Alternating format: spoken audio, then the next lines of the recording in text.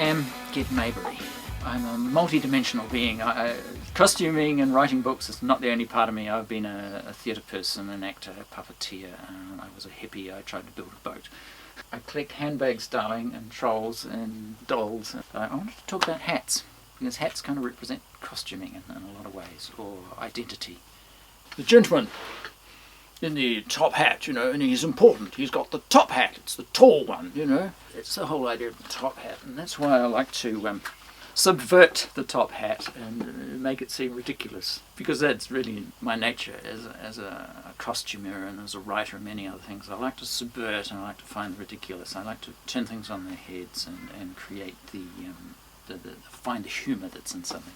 But what got me going on hats was this one. This is my very first fedora. I was a boring little dull man up until then, and then I began to become more flamboyant and releasing this aspect of myself, and it's been a lot of fun all the way, right through into cosplay, which is full on.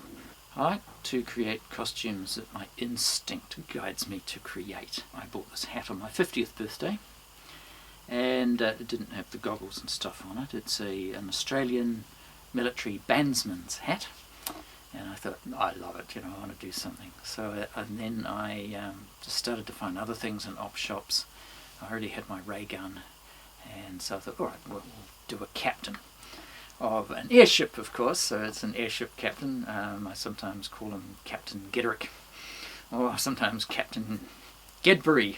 The cool thing was, I took it to Supernova. It was my first full costume in steampunk, and people loved it.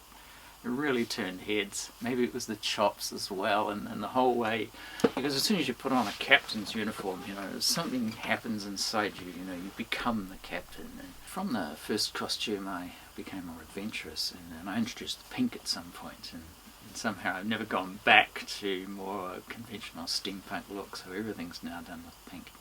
Judge Dredd is like the ultimate macho guy, drawing, I guess, on a lot of other macho imagery and stuff. So I wanted to, I've explored the sort of the feminine side of myself, and I wanted to explore the masculine side. But once again, I couldn't just do it straight.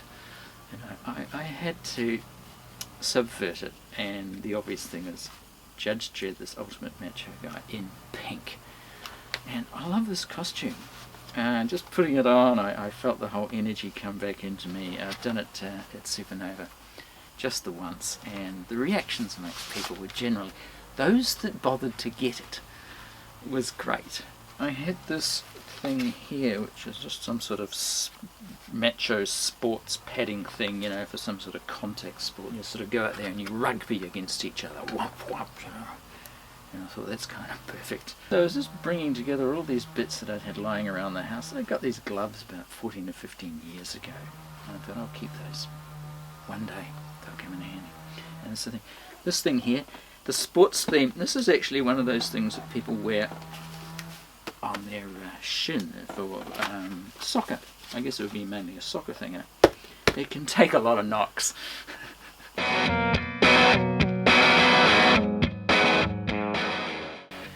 I love bling.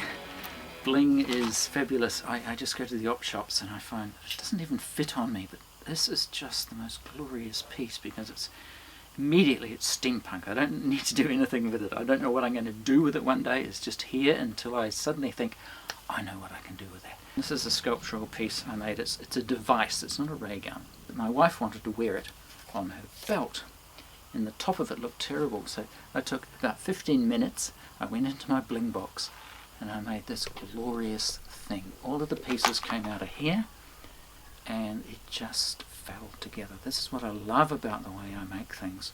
I don't have a plan. I let the stuff organize itself. It's a kind of an intuitive, creative process.